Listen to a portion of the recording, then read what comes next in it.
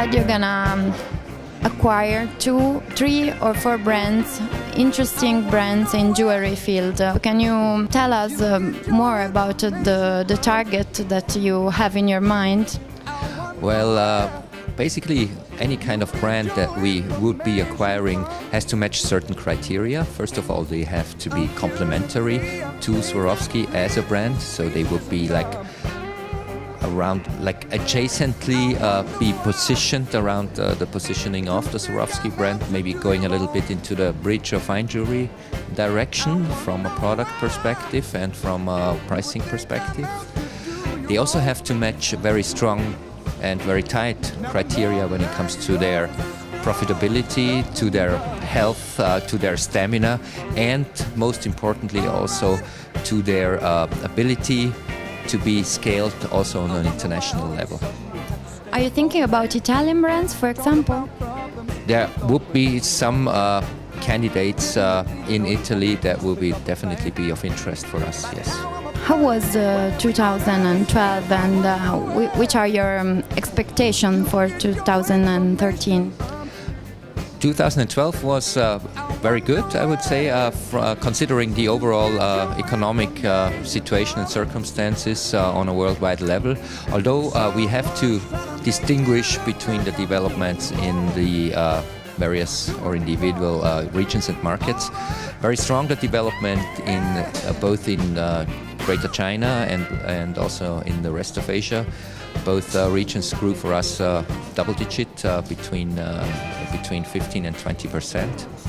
Also very strong growth rates come from the emerging markets in Latin America. Actually the strongest growth rates that we were able to achieve last year, more than 30% growth from that region, mainly driven from Mexico and from Brazil. Europe showed a growth of 3% last year, and the US growth of 7%. Overall, that leads to a growth rate of 10%, which is quite pleasing considering the circumstances. Watches are another history of success. They definitely are. We launched our first serious watch collection in 2009 here at the Basel World Fair. This is our 5th year now. We added men's watches on top of the very successful, meanwhile very successful ladies' watches. In the watch category, we show growth rates of 38% last year, and also the first quarter of this year is basically at the same growth rate. So we expect another fantastic year for our watches. You said you are testing a collection of fine jewelry with diamonds and natural gems in China. How was this test? Well, the test is still ongoing. We have 6 locations, 6 existing Swarovski boutiques, part of which we converted into, from an architecture point of view, into a fine jewelry corner situation with accordingly trained retail staff to properly consult our consumers.